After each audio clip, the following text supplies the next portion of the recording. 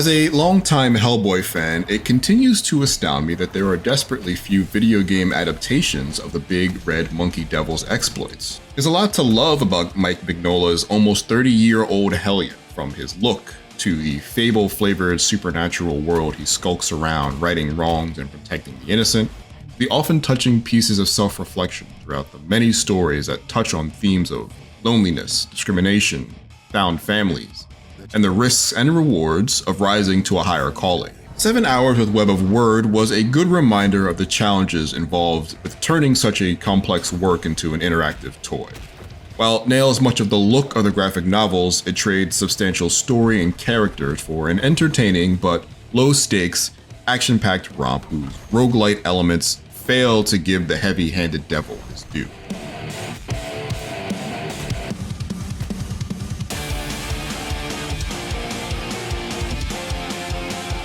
At first glance, Web of Wyrd is gorgeous in the same grumpy way that Hellboy books have been since 1994. Even in 3 dimensions, the signature bold lines, flat shades, and low-detail faces feel authentic to the series. Baroque-style shadows and lighting feel even more effective when you walk through the gloomy halls of your operating base than it does in still frames. And when journeying through the eponymous Wyrd, a parallel dimension built on the memories of old fables and folklore, the European expressionist inspirations from the page feels fully realized on the screen, and every twisted branch or gnarled monster's claw.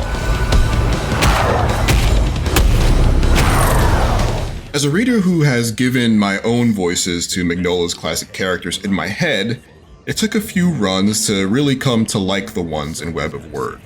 But every agent, ghost, and goblin helps that old noir meets silly macabre style leap off the pages into a world that may not feel real, but does come across as easily believable.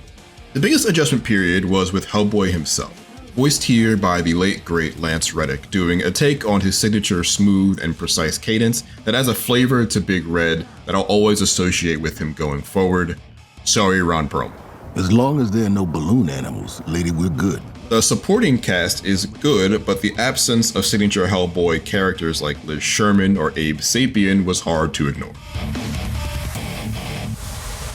Full psychic spikes measured at over 180 BPUs. Italy, Russia, Scotland, and the US.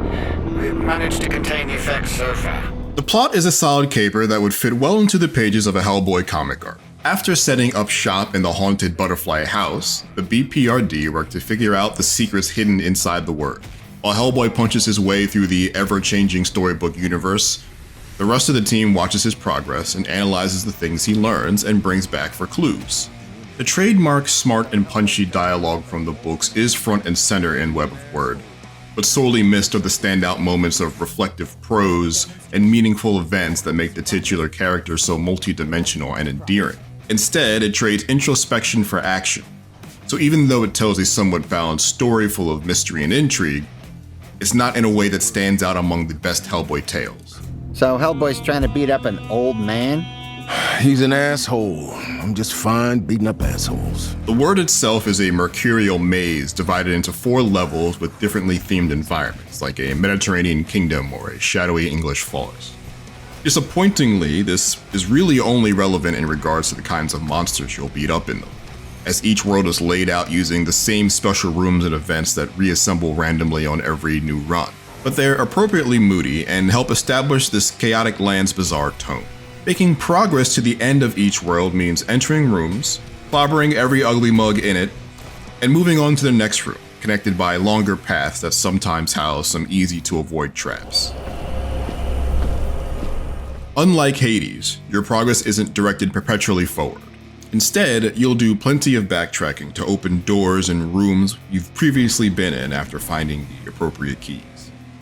It's a good start, but the problem is that even as the maps get larger, they don't get more interesting to explore. Discover every new kind of room or buff pretty early in your roughly 7-hour adventure, leaving little new left to see, and besides the seemingly endless amounts of lore pickups randomly scattered around the many maps, there's no motivation to inspect every nook and cranny. Each of the 4 worlds is a multi-leveled labyrinth, but never more than 3 floors. I actually appreciated that a run through the Wyrd was a relatively short 20-ish minute venture when compared to other run-based games where start-to-finish attempts can take an hour or more. Web of Wyrd's key strength is also Hellboy's. Beating up the denizens of the spooky pocket dimension is good fun, at least until you get the hang of it enough to crave a worthy opponent.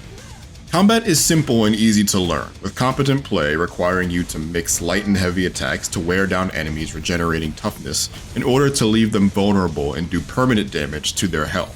Using your charging heavy attack to bounce monsters off of walls and pillars feels great every time, and is a great way to build up their stun gauges to leave them open for big damage. Dodging and blocking becomes an almost unconscious reaction after a while, as the enemies heavily telegraph their moves and don't do so much damage to your own toughness and health meters that it would dissuade you from staying in close and weathering the storm until you get a chance to hit back. Even mooks, smaller enemies that fill the room and seem designed to distract you to get free shots on you from off screen, provide almost no actual challenge. The sticking and moving is fun and makes Hellboy feel almost like a heavyweight boxer, but I can confidently say that Web of Wyrd is the easiest roguelite I've ever played. Besides an early death in my first run as I tried to get my bearings, I didn't die again until the very end of the final map. Since then, at least a dozen runs and several health, toughness, and damage upgrades later, I've never even gotten close to failing a run. I don't know if this is due to the monsters just not being aggressive enough, or if your tools, like Hellboy's Good Samaritan pistol, or a dagger that bypasses enemy toughness and damages their health directly, are just so powerful that no monsters can keep up. After finishing up the main story, you can modify your post-credit runs to make enemies stronger or to randomize your equipment after every fight, but none of these adjustments force me to change my approach at all. There's some opportunity for depth when you mix your prepared weapon and item loadouts with the handful of buff options you'll come across during a run that you can bind to specific tools. I liked adding the fear buff that makes your attacks freeze enemies in place for a short period of time to my ranged weapons, or making every subsequent fist attack in a chain do more damage. But even monsters with unique special attacks, like this little freak, can't do enough to stop very basic offensive strategy. I still found fighting to be fun thanks to the kinetic sound and visual design of every solid punch I landed, but I was sorely missing that challenge that is often synonymous with this sort of game.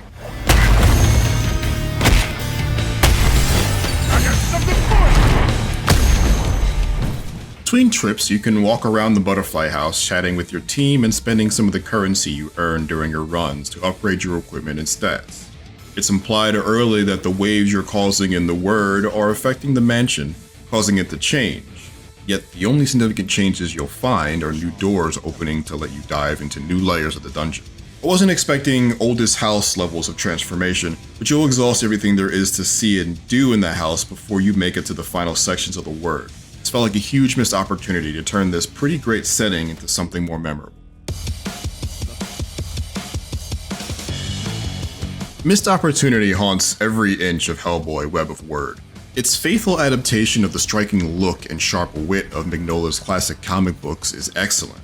Focus on action above all else comes at the cost of any real resonance that goes deeper than Monster of the Week style pulp. As a brawler, it's simple and fun to dive in and play, but all too soon you'll reach the bottom of its shallow gameplay without any room for unique playstyles or mechanical discovery.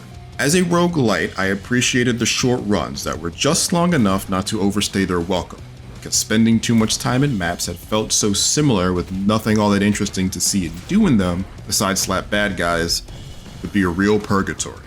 For more weird worlds, check out our reviews of Starfield and Cyberpunk 2077 Phantom Liberty. And for everything else, stick with IGN.